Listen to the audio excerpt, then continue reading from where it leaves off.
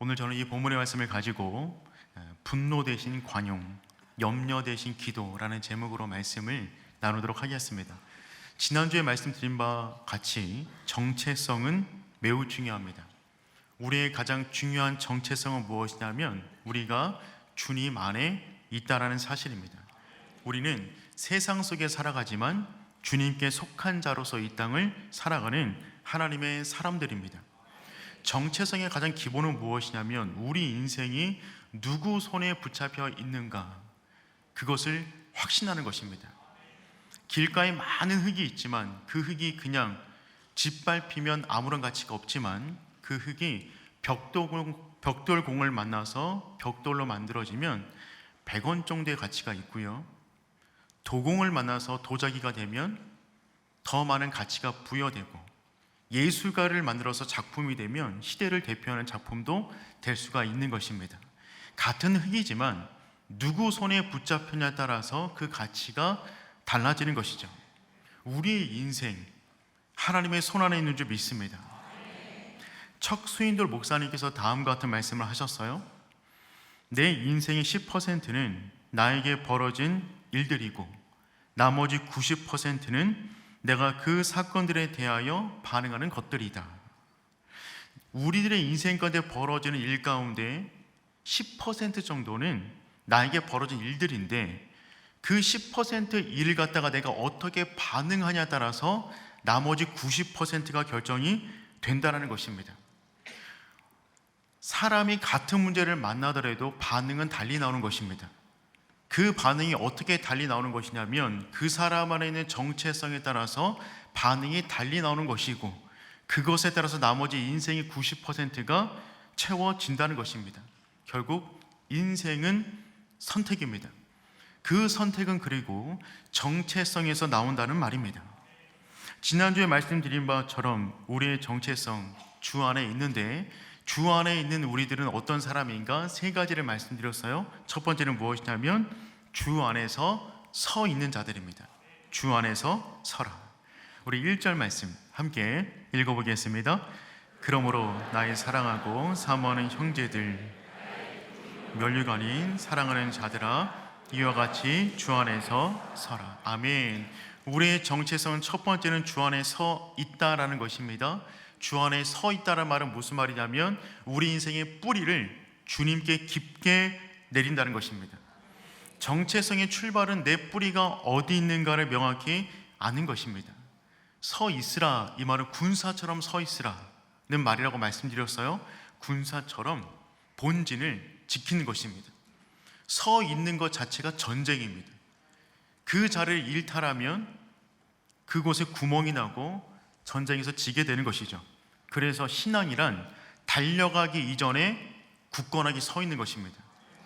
달려가기 이전에 우리의 인생의 자리를, 사명의 자리를 지켜나가는 것, 그것이 정체성의 출발이 되는 것이죠. 주 안에 굳건하게 서 있기를 축복합니다. 두 번째는 무엇이냐면 주 안에서 같은 마음을 품는 겁니다. 주 안에서 같은 마음을 품는 것입니다. 우리 2절 말씀 한번 읽어보겠습니다. 내가 유오디아를 권하고 순두개를 권하노니 주 안에서 같은 마음을 품으라. 아멘. 주 안에서 우리는 같은 마음을 품고 살아가는 거예요. 빌립보 교회 가운데 유오디아와 순두개가 있었습니다. 이 두 분은 각자를 놓고 보면 매우 좋은 분들이었어요. 성품 좋고 신앙 좋은 분들이었어요. 그런데 각자 열심을 가지고 교회 생활하다 보니까 서로 간의 의견 충돌이 났던 것입니다. 각자가 보면 좋은 분들이지만 사역을 하다 보면 서로 간의 의견 차이가 있을 수가 있는 것이죠. 이때 우리에게 중요한 것은 무엇이냐면 각자의 생각을 강요하는 것이 아니라 주 안에서 같은 마음을 품는 겁니다. 그래서 성경은 다음처럼 말을 하고 있습니다. 모든 면에 있어서 공정해야 된다. 그래서 2절 상반절을 보니까 내가 유오디아를 권하고 순두개를 권하노니, 권하다라는 단어를 한 번만 써도 됩니다. 유오디아와 순두개를 권하노니 이렇게 써도 되는데 각자의 이름에 각자의 권하노니를 쓴 이유는 무엇이냐면 공평하게 모든 사람을 말씀하셔서 다루는 성경의 마음을 볼 수가 있는 겁니다. 각자 말씀 안에서 조심해야 되는 것이죠. 또한 두 번째는요, 우리가 같은 마음을 품기 위해서 주님의 마음을 품어야만 합니다. 주 안에서 같은 마음을 품으라. 교회 안에 주어진 모든 사역들을 조율할 때는요, 중요한 기준이 무엇이냐면 누군가의 생각을 강요하고 누군가는 생각을 접고 이렇게 조율해 나가는 것이 아니라 모든 사람들이 주님의 마음을 품는 것입니다. 그러할 때 모든 사람들이 주님의 마음을 품는다면 그 마음은 하나로 단단하게 되는 줄 믿습니다. 세 번째, 우리가 주 안에 있기 위해서 복음의 멍에를 같이 메고 있는 분들이다 라는 그 마음을 잊어서는 안 됩니다. 나와 다투고 있는, 나와 생각이 다른 그 사람 역시 함께 멍에를 메고 있는 분들이다 라고는 마음을 잊어서는 안 되는 것이죠. 그 3절 상반절을 보니까 또 참으로 나와 멍에를 같이 한 내게 구하노니 복음에 나와 함께 힘쓰던 저 여인들을 돕고. 그분들은 정말 귀한 분들입니다. 이 땅 가운데 한 교회 안에서 같은 비전을 위하여 복음의 멍에를 함께 메고 걸어가는 우리 모두가 되는 줄 믿습니다. 그러므로 우리 안에 생각의 차이가 있을 수는 있겠지만, 서로 간의 스타일의 차이가 있을 수는 있겠지만, 그럼에도 불구하고 나와 함께 멍에를 메고 있는 귀한 분들이다 라고 하는 그 존귀한 마음을 서로가 잃지 않기를 축복합니다. 네 번째, 주 안에서 같은 마음을 품기 위하여 그 사람의 이름이 생명책에 기록되어 있음을 기억해야만 합니다. 우리 3절 하반절 말씀 보니까 이렇게 기록이 되어져 있어요. 우리 함께 읽어보도록 하겠습니다. 또한 글레멘드와 그 외 나의 동역자들을 도우라. 그들의 이름이 생명책에 있느니라. 아멘. 그들의 이름이 생명책에 있느니라. 나와 생각이 다른 그분, 내 마음에 좀 껄끄러운 그분 역시 생명책에 기록이 되어져 있습니다. 주님께서 그분을 위하여 보혈을 흘려주셨어요. 우리 영원히 천국에서 함께 지낼 것입니다. 그러므로 그 마음을 잃지 않는다면 생각이 다른 그때라도 우리가 무례하게 행동하지 않게 될 것입니다. 그러니 주 안에서 같은 마음을 품을 수 있는 우리의 공동체가 되기를 축복합니다. 세 번째, 우리는 주 안에서 항상 기뻐하는 것입니다. 4절 말씀 함께 읽어볼게요. 주 안에서 항상 기뻐하라. 내가 다시 말하노니 기뻐하라. 아멘. 항상 기뻐하는 거예요. 선천적으로 낙관적인 사람이라 기뻐하는 것이 아닙니다. 그분의 상황이 너무 잘 풀려서 기뻐하는 것도 아닙니다. 여기서 항상 기뻐하라는 말은 무슨 말이냐면 말씀에 헌신하라는 말입니다. 모든 사람의 환경이 그럴 수 없을지라도 항상 기뻐하라는 그 말씀 가운데 순종할 때 우리 가운데 기쁨이 다가온다는 것입니다. 지금 이 글을 쓰고 있는 바울 역시 상황이 너무 좋아서 항상 기뻐하라라고 쓰고 있는 것은 아니었어요. 바울은 지금 감옥에 갇혀 있습니다. 그는 또한 10년 전에 빌립보 감옥 가운데 갇혔던 경험이 있었던 사람이었어요. 감옥에 갇혔으나, 착고에 매여 있었으나 그는 그 안에서 찬송과 기도를 선택했습니다. 그때 놀라운 하나님의 기적을 경험하게 되었죠. 그 이후에 10년이 지난 지금도 그는 지금 로마 감옥에 갇혀 있어서 이 빌립보 서신서를 쓰고 있어요. 그 가운데 바울이 말하는 것입니다. 항상 기뻐하라. 나를 둘러싸고 있는 환경을 보고 좌절하는 것이 아니라 주님 안에 있는 나의 모습을 발견하여 기뻐하라는 것입니다.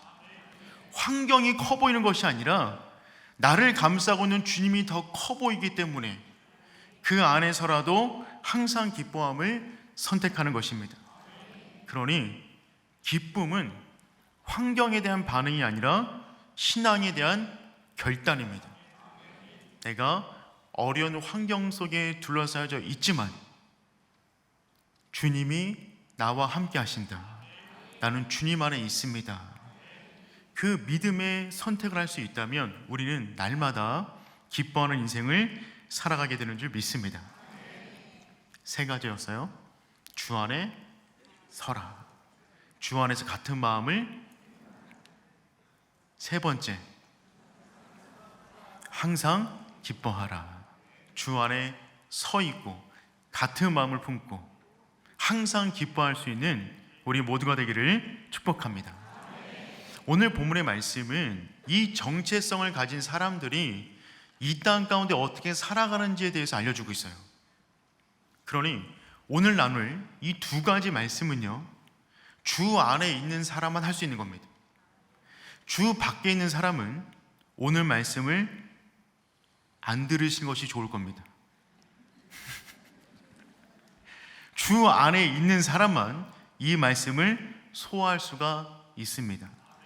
그러니 사랑하는 성도 여러분, 주 안에 거하셔서 우리가 이 땅 가운데 이 두 가지 말씀을 붙잡고 온전히 살아갈 수 있는 하나님의 사람 되기를 축복합니다. 그렇다면 주 안에 있는 사람들은 어떻게 살아갈까요? 첫 번째입니다. 관용을 베풀며 살아갑니다. 관용을 베풀며 살아갑니다. 우리 5절 말씀 함께 읽어보겠습니다. 너희 관용을 모든 사람에게 알게 하라. 주께서 가까우시리라. 아멘. 주 안에 거하는 자들에 대해서 말씀하신 이후에 그들이 이 땅 가운데 어떻게 살아가는가를 말씀하고 있는데, 첫 번째로 하시는 말씀이 무엇이냐면 너희 관용을 모든 사람에게 알게 하라. 관용이라는 말은 온유함, 공평함, 양보하는 마음이라는 의미를 담고 있습니다. 이것은 사람을 대할 때 율법적으로 대하는 것이 아니라 복음적으로 대하는 온유함을 말합니다. 성경적인 의미로 말하면 은혜로 다스려지는 성품을 말해요. 영어 성경으로 보더라도 온화함이라고 번역이 되어져 있습니다. 그러니 주 안에 있는 사람들이 다른 사람들과 관계를 맺을 때 보여지는 외적인 모습이 무엇이냐면 관용의 모습, 온화한 모습이어야 한다는 것입니다. 지금 바울이 이 복음서를, 이 서신서를 기록했을 때의 상황은 로마의 지배 가운데 있었어요. 흔히 말하는 팍스 로마나, 로마가 주어진 평화 속에 지금 유대인들이 함께 그 공동체 속에 살아가고 있었습니다. 그때 로마 정치인들 가운데 중요한 덕목 중에 하나는 무엇이었냐면 관용이었습니다. 정치적으로 전쟁에서 승리한 자가 패배한 자들을 향하여 관용을 베푸는 것은 그 당시의 모든 승리한 사람들의 덕목이었어요.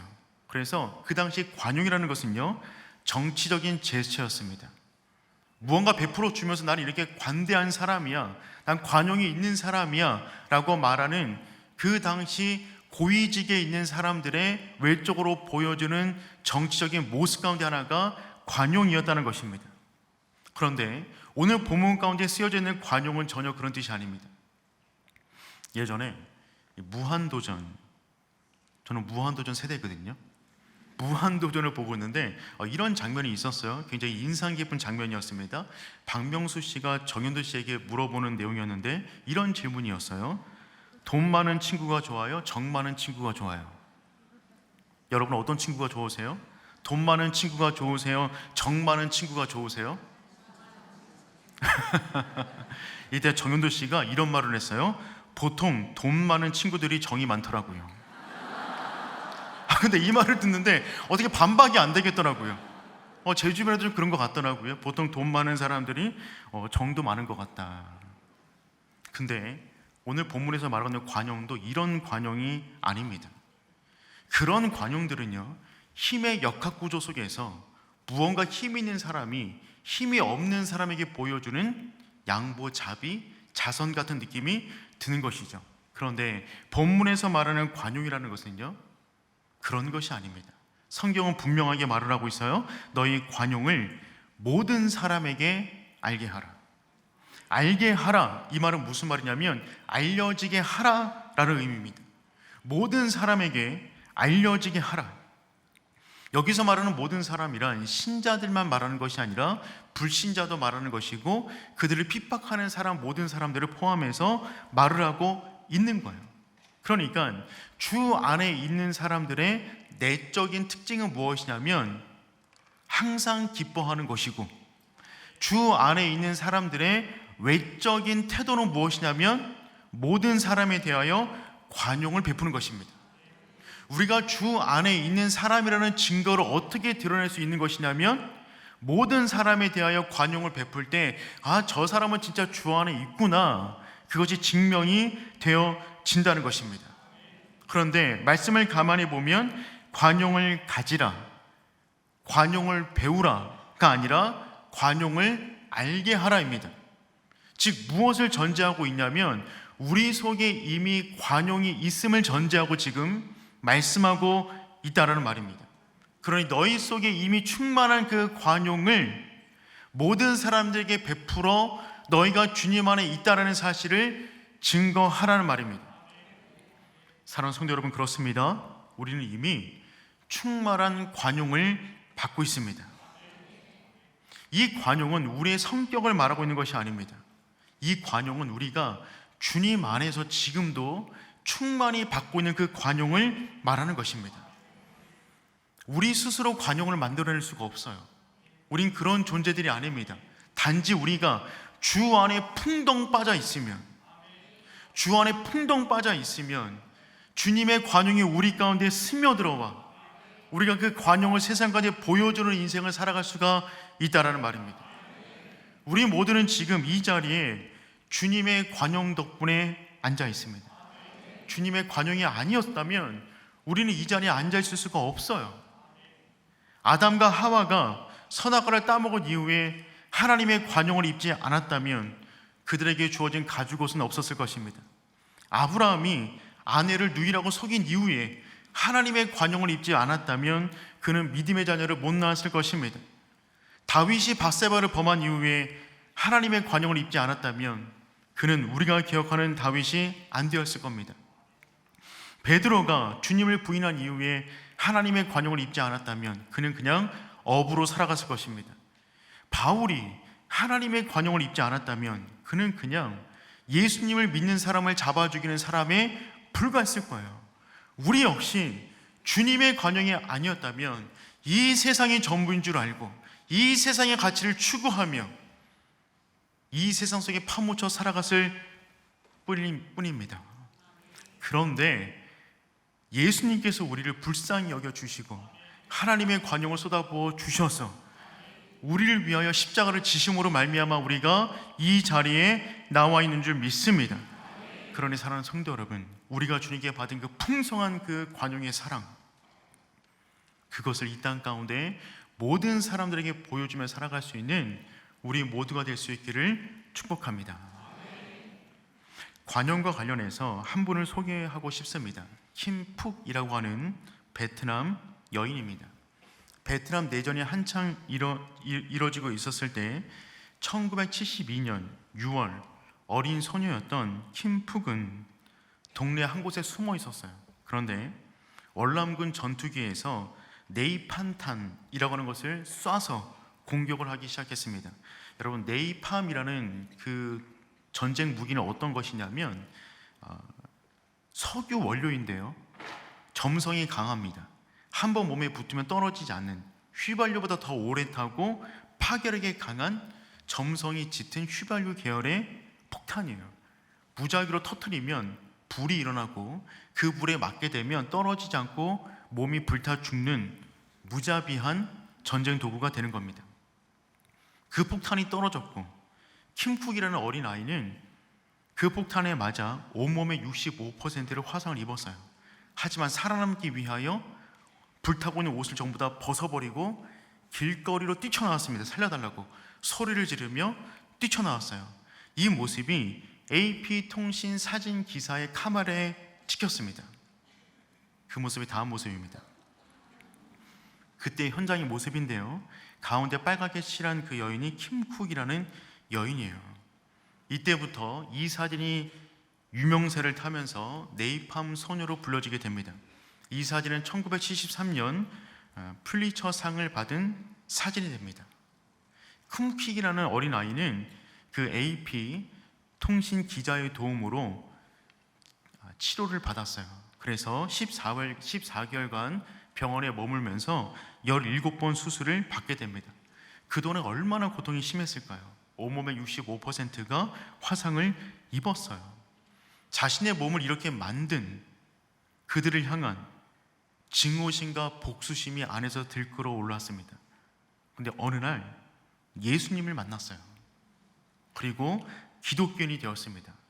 그 순간 나를 용서해 주신 예수님의 관용에 푹 빠지게 되었고, 그 안에 있는 모든 증오심이 관용의 마음으로 바뀌었다라고 킴쿡 여인은 간증을 하고 있습니다. 지금 이 여인은 유네스코 친선 대사로 활동하고 있습니다. 킴쿡은 몇 년 전에도 미국의 침례교회에 서서 간증을 하였어요. 이런 비극을 치유할 수 있는 유일한 길은 오직 서로 용서하는 길밖에 없습니다. 그녀는 말을 합니다. 전쟁을 겪은 덕분에 평화의 가치를 알게 되었고, 공산정부의 통치 속에 살아왔기 때문에 자유의 가치를 알게 되었고, 고통의 아픔 덕분에 사랑이란 치유의 힘을 알게 되었습니다. 네이팜, 그것은 아주 강력하지만 종교와 용서는 그 어떤 네이팜보다 훨씬 더 강력합니다. 여기서 말하는 종교는 기독교를 말하는 거예요. 이 킴쿡이라는 여인 역시 충분히 증오하며 인생을 살아갈 수 있지만 예수 그리스도의 관용의 사랑을 덧입어 지금 전 세계를 돌아다니며 그 사랑을 전하고 있습니다. 그러니 사랑하는 성도 여러분, 우리가 살아가는 모든 날 동안에 누군가를 미워하는 마음에 매여서 살아가는 것이 아니라 주님의 사랑을 베풀 수 있는 그 마음을 품고 살아갈 수 있기를 축복합니다. 그러면 우리는 어떻게 하면 이처럼 관용의 마음으로 살아갈 수가 있을까요? 성경은 그 마음을 가질 수 있는 한 가지 비결을 알려주고 있어요. 그 비결은 무엇이냐면 이 땅의 끝이 다가왔음을 깨달으라는 것입니다. 우리 5절 말씀 함께 읽어보겠습니다.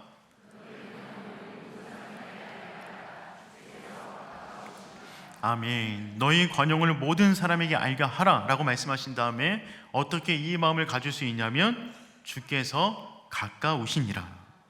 주께서 가까우시니라, 이 말은 무슨 말이냐면 공간적이며 시간적인 의미가 있어요. 공간적 의미는 무엇이냐면 주님이 내 곁에 계십니다 라는 의미예요. 또 하나는 무엇이냐면 시간적으로 주님의 재림이 임박했습니다.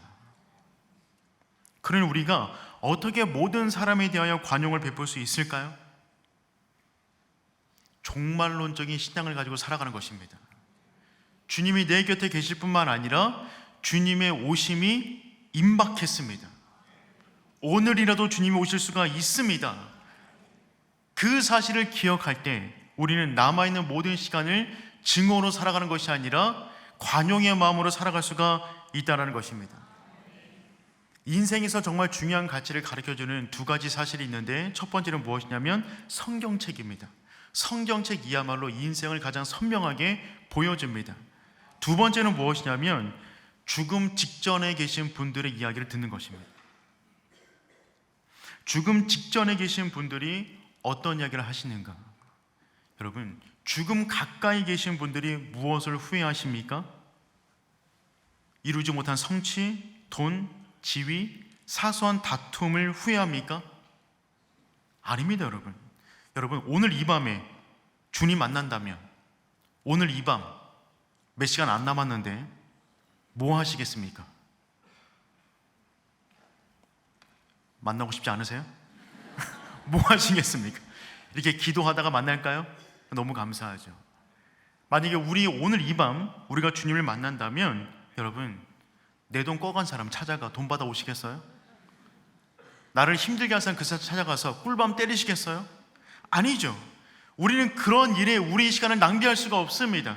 주님이 가깝다고 믿는다면, 오늘 이 밤 주님을 만난다고 한다면 미움과 다툼과 증오를 가지고 내 시간을 낭비할 수가 없는 것이죠. 남은 모든 시간 뭐 할 거냐면 관용을 베풀 거예요. 인생 마지막에 우리가 하는 모든 언어는 관용의 언어가 아니겠어요? 죽음 직전에 계신 분들이 하는 언어가 뭐라고 합니까? 세 마디인데, 사랑합니다, 미안합니다, 고맙습니다. 전부 다 어떤 언어예요? 관용의 언어예요. 그러므로 인생을 지혜롭게 사는 비결은 무엇이냐면 인생의 끝에서부터 시작하는 것입니다. 인생을 가장 지혜롭게 사는 방법은 무엇이냐면 우리 인생 끝에서부터 우리 인생을 역으로 생각하여 살아가는 것입니다. 내 인생 마지막이 있는데 그렇다면 나는 남은 모든 시간을 어떻게 살아갈 것인가? 죽음 앞에서 우리 인생의 가치가 가장 명료해지는 겁니다. 사랑하는 성도 여러분, 종말론적인 인생을 살아갈 수 있는 하나님의 사람 되시기를 축복합니다. 종말론적인 인생을 살아가는 것은요, 수험생들의 인생과 비슷해요. 수능이 13일 남았습니다. 우리 오른의 모든 수험생들 화이팅입니다. 힘내시길 축복합니다. 여러분, 수험생들은요, 수험생 고3이 되는 순간 종말론적인 인생을 살아가는 거예요. 그때가 되면 외모 신경 쓰지 않습니다. 뭐 살찌는 거 신경 쓸 겨를이 없습니다. 트렌드 분석하지 않아요. 그냥 종말론적 인생으로 그날을 바라보며 달려가는 것입니다. 학생으로서 마지막 평가를 받는 그날, 평가 기준이 있고 내가 가고 싶은 목표가 있다면 그 시간을 위하여 달려가는 것이죠. 종말론적인 인생을 살아간다는 말은 무슨 말이냐면 내가 오늘 주님을 만나도 후회 없는 인생을 살아가는 거예요. 우리 인생 마지막에 무엇을 후회하시겠어요? 내가 더 관용을 베푸지 못한 그것 후회하는 것입니다. 그러니 사랑하는 성도 여러분, 주께서 가까우십니다. 이 사실을 잊지 않고 우리에게 주어진 모든 시간을 분노와 미움에 낭비하는 것이 아니라 관용과 사랑과 은혜 가운데 살아갈 수 있는 하나님의 사람 되기를 축복합니다. 주 안에 있는 성도의 두 번째 삶의 태도는 무엇이냐면 염려 대신 기도하는 것입니다. 염려 대신 기도하는 것입니다. 우리 6절 말씀 함께 읽어보겠습니다. 아무것도 염려하지 말고 다만 모든 일에 기도와 간구로 너희 구할 것을 감사함으로 하나님께 아뢰라. 아멘. 주 안에 있는 사람들의 두 번째 삶의 태도는요, 염려 대신 기도하는 거예요. 아무것도 염려하지 말고. 염려하다라는 의미는 무엇이냐면 찢다, 분열하다 라는 의미가 있어요. 찢다, 분열하다. 2000년 전에 배를 만들 때 어떻게 만드냐면 배 소로를 붙인 다음에 중간에 악교를 바릅니다. 그리고 배를 만들고 항해를 하기 시작하는데 항해를 하다 보면 예기치 않은 풍랑을 만나게 되고 염분이 많이 섞인 바람을 맞다 보면 그 악교가 허물어지면서 그 배가 갈라지는 거예요. 그래서 그 배가 침몰할 수도 있는 그 상황, 거기에서 염려하다라는 단어가 등장했어요. 우리 인생 가운데 수많은 풍랑과 비바람과 아픔에 부딪히다 보면 우리 인생의 마음과 생각이 찢겨지고 갈라져서 우리 인생이라는 배가 침몰할 수도 있는데 그 침몰하게 만드는 그 출발이 무엇이냐면 염려라는 것입니다. 그렇다면 성도 여러분, 우리는 왜 염려하는 것일까요? 여러분 염려 되세요? 염려 요즘 하고 계십니까? 답변하기 힘들 만큼 염려가 많으세요? 여러분, 염려라는 것은요, 통제되지 않은 상황 가운데 벌어지는 감정입니다. 통제되는 모든 것들은 염려하지 않습니다. 대처할 뿐입니다. 그런데 통제되지 않는 일들에 대하여 마음의 불편함이 염려라고 하는 것이죠. 가정 가운데 일어난 일, 내 건강상에 일어난 일, 자녀 가운데 벌어진 일, 미래 가운데 다가올 그 일들을 생각했을 때 내 통제권 밖에 있다라고 생각되어지면 그때부터 염려가 일어나는 것입니다. 그래서 여러분, 염려는 실은 죄는 아니에요. 그런데 염려는 죄를 짓게 만드는 문을 열어놓습니다. 우리의 생각과 마음은 한번 기울어지면 그 방향을 틀기가 너무 어려워요. 염려라는 것이 우리가 자연스럽게 일어나는 감정이라면 그 염려에 빠지면 그 순간에 우리는 죄를 쉽게 질 수가 있습니다. 그래서 성경은 염려하지 말라라고 명령형으로 지금 말을 하고 있는 거예요. 염려에 대한 국어사전적 정의는 무엇이냐면 마음을 놓지 못함입니다. 염려스러우면 어떤 일이 벌어집니까? 우리의 마음을 놓을 수가 없어요. 우리의 마음인데, 내 마음인데 내 마음이 통제가 안 돼요. 그 문제 가운데 매여 있어요. 그래서 24시간 그 염려 가운데 파묻혀 살아가는 것입니다. 염려는 그래서 우리 인생 가운데 많은 것을 빼앗아갑니다. 염려는 평안을 빼앗아가요. 염려는 기쁨을 빼앗아가요. 염려는 삶의 열정을 빼앗아갑니다. 죽고 싶은 마음이 들게 만들었다가 진짜 죽을 시도를 하게 만듭니다. 염려는 우리의 건강도 빼앗아갑니다. 한 의사의 말을 빌리면 우리가 먹는 음식 때문에 위궤양에 걸리는 것이 아니라 염려 때문에 위궤양에 걸린다고 하더라고요. 염려는 우리의 숨도 빼앗아갑니다. 그래서 염려 속에 깊게 겨우신 분들은 호흡이 곤란해져요. 숨 쉬는 게 거칠어져요. 염려는 우리의 잠을 빼앗아가요. 잠을 못 자게 만듭니다. 염려에 쌓이면 밤이 두려워요. 고통스러워요.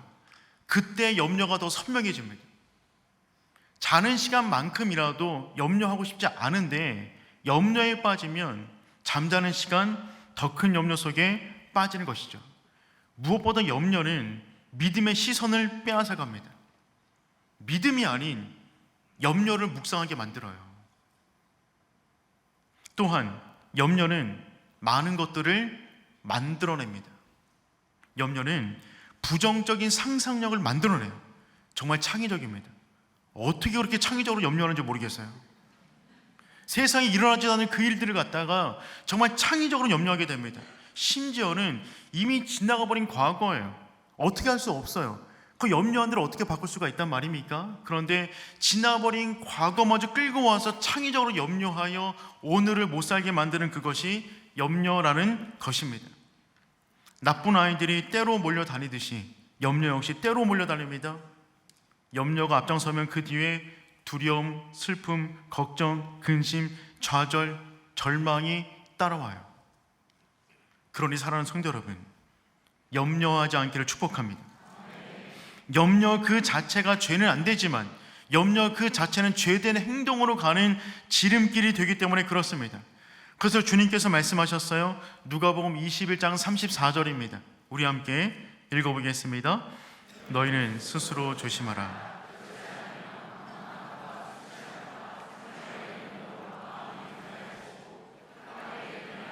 덕과 같이 너희에게 이 말이라.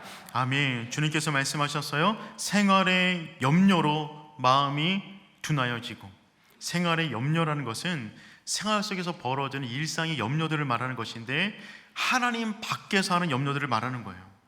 그 일상의 염려로 인하여 마음이 둔하여지고, 마음이 둔하여지다, 이 말은 무슨 말이냐면 영적인 민감함을 잃어버리는 것입니다. 생활의 염려를 통제하지 못하면 우리 영적인 민감함이 둔해집니다. 마치 마취제를 맞은 것과 같습니다. 그래서 우리 가운데 염려가 들어오게 되면 기쁨이 사라지고, 기쁨이 사라진 모든 공간을 염려로 채우는 거예요. 우리 내면은 비어있는 상태를 참아내지 못합니다. 내면은 무엇인가로 채우게 되어 있어요. 그러니 죄악이 들어오기 이전에 거룩한 것을 채워야 되는 것입니다. 염려가 들어오기 이전에 기쁨으로 채워야 되는 것이죠. 생활의 염려로 인하여 영적인 민감함을 잃어버리게 되면 그 순간에 어떤 일이 벌어지냐면 뜻밖의 그날에 덫과 같이 너에게 이 말이라.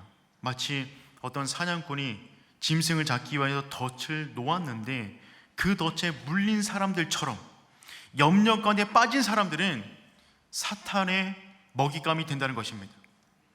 사탄은 누구가 자신의 먹잇감인지를 명확히 알고 있어요. 염려에 빠진 사람입니다. 그 사람을 놓치지 않아요. 덫을 놓아요. 더 깊은 염려 속으로 들어가게 만듭니다. 기쁨을 잃어버리게 만듭니다. 영적으로 둔감하게 만들어요. 그러니 사랑하는 성도 여러분, 생활의 염려로 일어나는 그 염려를 자연스럽게 여기지 마십시오. 자연스러운 것은 항상 기뻐하는 것입니다. 말씀을 따라 우리의 생각과 감정을 다스릴 수 있기를 축복합니다. 그래서 오늘 빌립보서는 굉장히 극단적으로 기록이 되어져 있어요. 우리 4절 말씀 보니까 이렇게 되어 있어요. 주 안에서 항상 기뻐하라. 그냥 기뻐가 아니에요. 항상 기뻐하라. 5절, 너의 관용을 모든 사람에게 알게 하라. 6절 보니까 그냥 염려가 아니라 아무것도 염려하지 말고. 아니, 왜 성경을 이렇게 극단적으로 말씀하시는 것이죠? 왜 항상 모든 사람에게 아무것도? 이게 가능합니까? 왜 성경은 이렇게 4절, 5절, 6절로 넘어가는데 극단적으로 우리를 몰고 가고 있는 것이죠? 우리의 연약함을 알기 때문에 그래요. 조금이라도 그 틈이 보이면 그 틈 속으로 악한 것이 들어와 우리의 생각과 마음이 점령당해 결국 그 한 가지 때문에 인생 전체를 불태울 수 있으니 너희는 제발 항상 기뻐하기를 선택해라. 모든 사람에 대하여 관용을 베풀라. 아무것도 염려하지 마. 성경은 우리를 너무나 잘 알고 있기 때문에 강조하여 우리에게 지금 말씀하고 있는 것입니다. 사랑하는 성도 여러분, 항상 기뻐하십시오. 모든 사람에게 관용을 베푸십시오. 아무것도 염려하지 마십시오. 바울은 염려 전문가입니다. 바울만큼 염려할 만한 상황 가운데 쌓여있는 사람도 없었어요. 그는 모든 사람들보다 더욱더 염려 속에 있을 만한 사람이었습니다. 채찍을 39대 되는 채찍을 5번이나 맞았어요. 몽둥이로 3번이나 태형을 당했습니다. 하도 맞아서 돌에 맞아서 죽은 줄 알고 성 밖에 던져졌어요. 수많은 사람들에게 배신당했습니다. 배를 타고 가면 파선당했어요. 로마로 가는 길에는 유라길로 강풍을 만나서 그때 바울이 뭐라고 말하냐면 구원의 여망마저 없어졌다. 이제 죽는구나. 그 상태로 14일 동안 폭풍을 맞았어요. 14분이 아닙니다. 14일 동안 죽을 것 같은 고통 속에 있었어요. 그런 그가 말을 하고 있는 것입니다. 아무것도 염려하지 마라.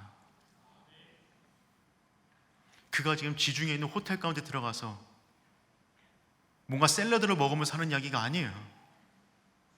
엄청난 삶의 고통을 통과한 사람이 지금도 로마 감옥의 착고에 매여 있지만 그가 하는 말이 무엇이냐면 아무것도 염려하지 마라. 사랑하는 성도 여러분, 아무것도 염려하지 않기를 축복합니다. 그러면 정말 중요한 질문인데 어떻게 하면 아무것도 염려하지 않을 수 있을까요? 누가 염려하고 싶어서 염려합니까? 염려하고 싶지 않은데 염려가 올라오니 어떻게 하란 말입니까? 염려가 올라오는데 걱정하지 마십시오, 염려하지 마십시오. 그 염려가 사라지나요? 그렇지 않은 거잖아요.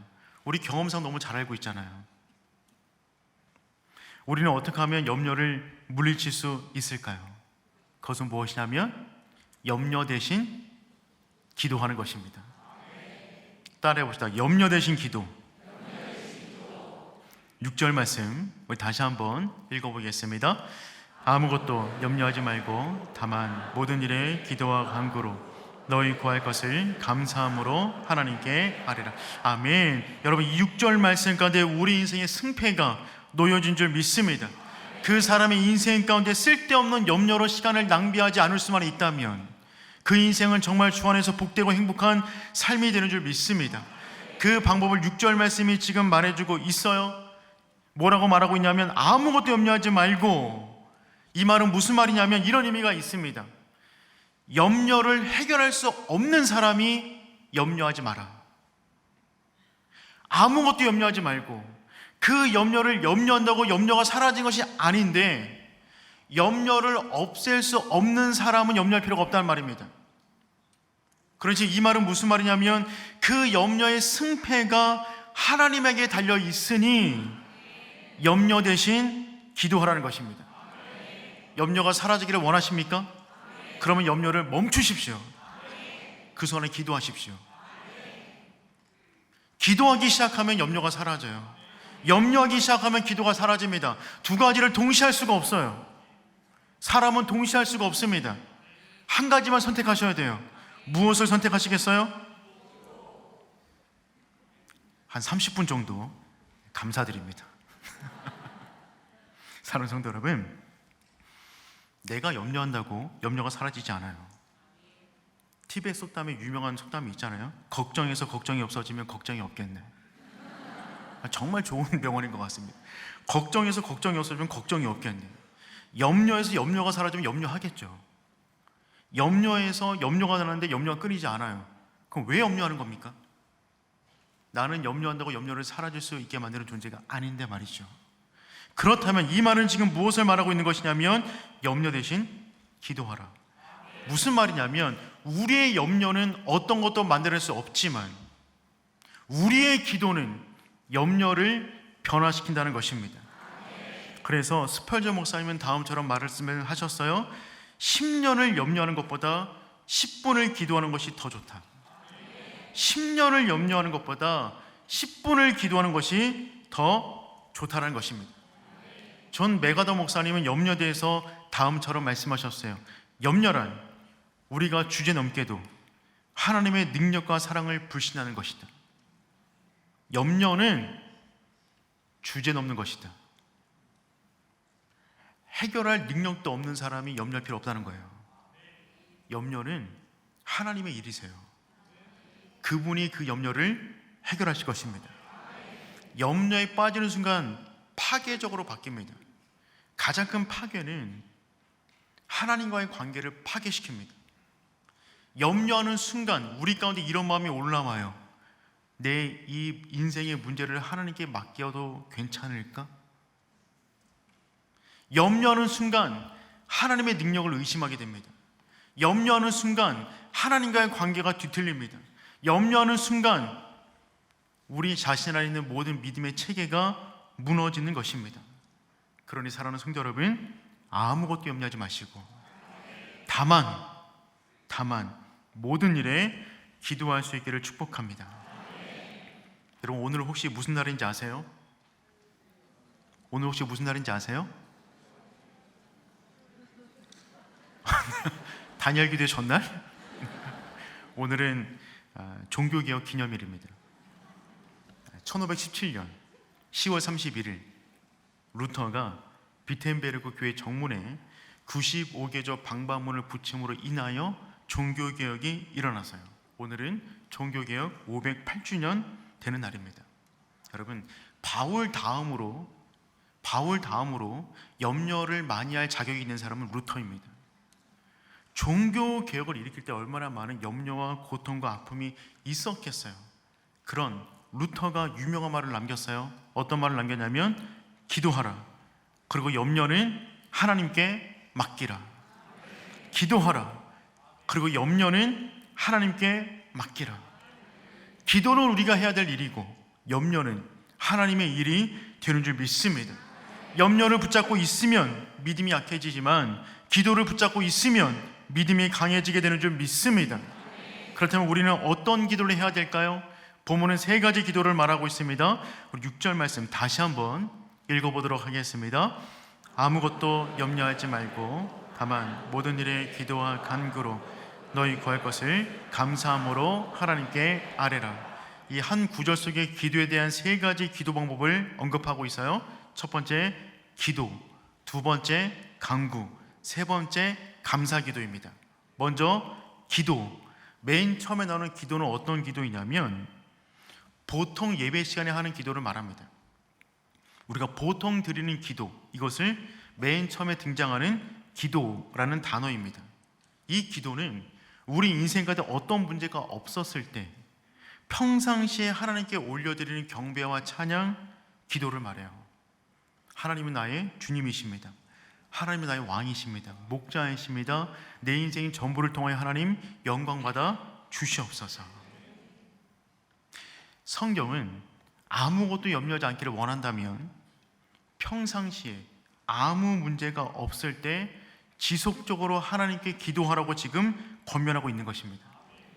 여러분, 이 말을 기억하세요. 아무것도 염려하지 않기를 원한다면 염려할 일이 없을 그 평상시에 주기적으로 하나님께 기도해야 되는 줄 믿습니다. 준비하기를 실패하면 실패하기를 준비하는 것이다라는 말이 있어요. 준비하기를 실패하면 실패하기를 준비하는 것이다. 아무 일도 없을 때 기도하지 않는 사람은, 아무 일도 없을 때 기도하지 않는 사람은 어떤 일이 일어날 때 염려하기를 준비하는 사람입니다. 말이 어려운가요? 다시 한번. 아무 일도 없을 때 기도하지 않는 사람은 어떤 일이 벌어질 때 염려하기를 준비하는 사람이에요. 아무 일도 없을 때 기도하는 사람은 어떤 일이 일어날 때 기도하는 사람입니다. 여러분은 무엇을 준비하시겠어요? 여러분의 평상시의 기도는 염려를 준비하고 있습니까? 기도를 준비하고 있습니까? 기도를 준비할 수 있기를 축복합니다. 아무 일도 없을 때 지속적으로 시간을 정하여 하나님과 깊은 기도의 시간을 갖는 것입니다. 그 사람이 위기를 만날 때 아무것도 염려하지 않고 기도할 수가 있어요. 평상시에 기도하지 않는 사람이 위기 때 어떻게 집중하여 기도할 수 있단 말입니까? 평상시 기도의 근육에 단련된 그 사람이 무릎 꿇어 기도하게 되는 것입니다. 그러니 평상시에 항상 깨어 기도할 수 있기를 축복합니다. 두 번째 기도는 간구입니다. 이 간구는 문제가 벌어졌을 때 구체적으로 부르짖어 기도하는 간구의 내용이 됩니다. 이 간구의 기도에는 눈물이 묻어 있어요. 아픔이 묻어 있어요. 뜨겁게 부르짖어 기도하는 것입니다. 누가 염려할 일이 벌어졌을 때 염려하지 않고 뜨겁게 간구할 수 있을까요? 평상시에 기도한 분이 더욱더 뜨겁게 위기 상황에 간구하게 되는 것입니다. 성경을 보십시오. 그렇게 뜨겁게 간구한 모든 사람들은 하나님의 역사를 경험했어요. 야곱은 기도합니다. 창세기 32장 26절 이렇게 말하고 있어요. 당신이 내게 축복하지 아니하면 가게 하지 않겠나이다. 축복해 주셔야만 가실 수가 있습니다. 붙잡고 늘어지는 거예요.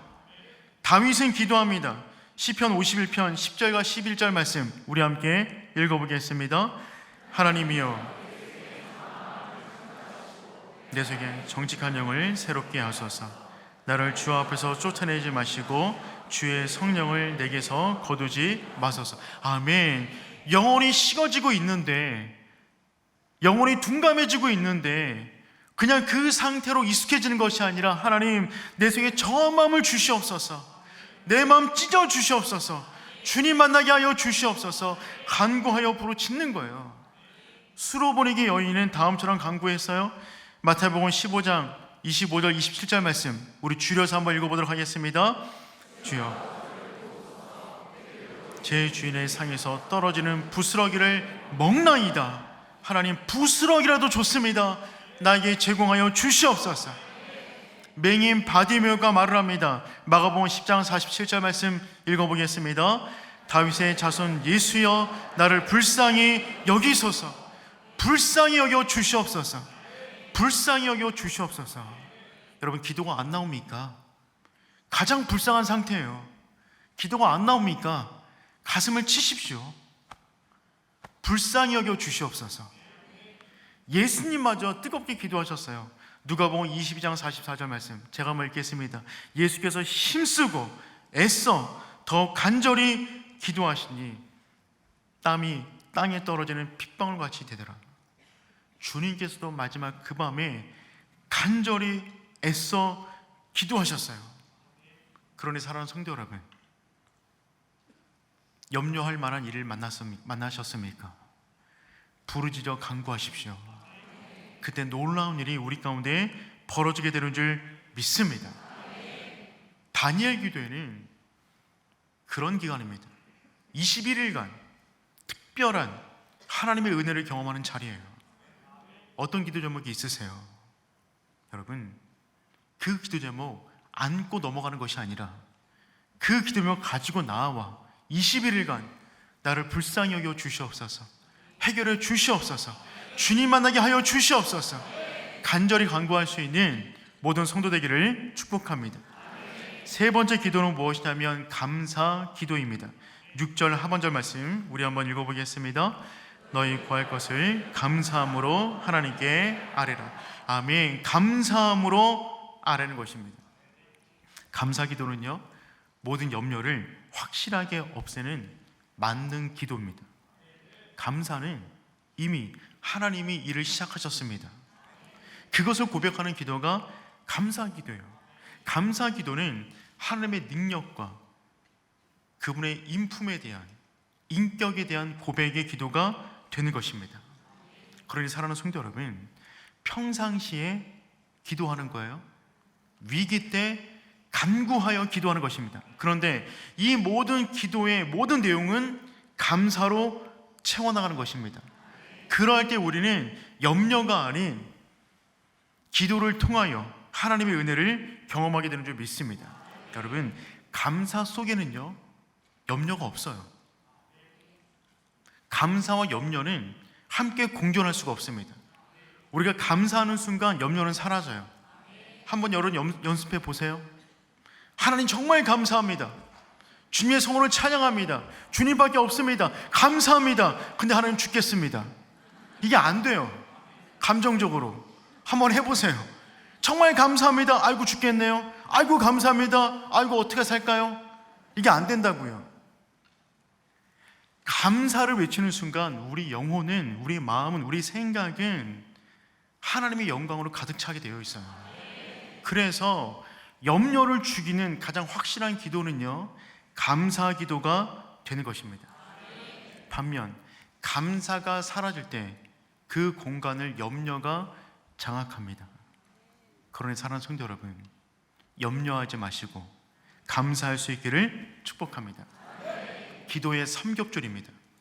평상시에 기도하고 위기 때에 간구하며 모든 기도를 감사로 마무리 짓는 거예요. 이 세 가지 기도의 3겹줄 속에 거하는 모든 성도는 항상 기뻐하고 모든 일에 대하여 염려하지 않게 되는 줄 믿습니다. 한 이야기만 말씀드리고 설교를 정리하도록 하겠습니다. 2차 세계대전 당시 가운데 한 화물선이 어뢰를 맞아서 침몰되고 있었어요. 그 배에 한 선교사님 타고 계셨는데 간신히 구조되었습니다. 그분은 그냥 짐 한켠에 던져졌어요. 너무 충격이죠. 조금 전에 배가 어뢰에 맞아서 가라앉고 있었고 갑자기 구출되었지만 미래가 불투명한 상황 가운데 두려움 가운데 쌓이게 된 것입니다. 그런데 그 밤에 그 선교사님은 두려움 가운데 있었지만 그 이후에 정말 평안하게 잠을 잘 수 있었다고 하더라고요. 그때 상황을 다음처럼 기록해 놓았습니다. 저는 주님과 이야기하기 시작했습니다. 그 순간에 시편 121편의 말씀이 떠올려졌습니다. 내용은 다음과 같습니다. 나의 도움은 천지를 지으신 여호와에게서로다. 여호와께서 너를 실족하지 않게 하시며 너를 지키시는 이가 졸지도 아니하시리로다. 이 말씀이 떠올려지자 그 말씀 붙잡자 염려 대신 기도하기 시작했고 그 순간에 감사가 올라왔고 마음이 평안해졌답니다. 그래서 하나님께 이렇게 말씀을 드렸대요. 주님, 오늘 밤 2명이 모두 깨어있을 필요는 없지 않습니까? 주님께서 지켜주신다면 저는 이만 자겠습니다. 그리고 잤답니다. 평안하게. 이 문장이 전 너무 좋더라고요. 여러분, 우리까지 두는 부릅뜨고 염려할 필요가 없습니다. 오늘 이 밤 평안하게 주무시고 기도하시고 염려는 주님께 내어 맡기고 날마다 주 안에서 승리하는 우리 모두가 될 수 있기를 축복합니다. 말씀을 정리하겠습니다. 우리는 주 안에 있습니다. 주 안에 있는 사람들의 내적인 상태는 기쁨이라고 말씀드렸어요. 주 안에 있는 사람의 외적인 모습은 두 가지인데 사람에 대해서는 관용입니다. 우리에게 주어진 모든 시간을 미움과 다툼과 원망으로 채울 필요가 없습니다. 곧 주님 만납니다. 종말론적인 믿음을 가지고 하루하루를 믿음으로 살아가는 우리 모두가 되기를 축복합니다. 또한 주 안에 있는 사람의 외적인 문제, 모습 두 번째는 무엇이냐면 염려 대신 기도하는 거예요. 염려할 만한 일 우리는 피할 수 없어요. 염려는 늘 다가올 겁니다. 근데 그 순간에 여러분 기도하십시오. 감사로 채우십시오. 하나님의 놀라운 역사가 우리 가운데 일어나게 되는 줄 믿습니다. 그 기도의 삼겹줄을 붙잡고 날마다 기도로 무릎으로 승리해 나가는 우리 모두가 될 수 있기를 축복합니다.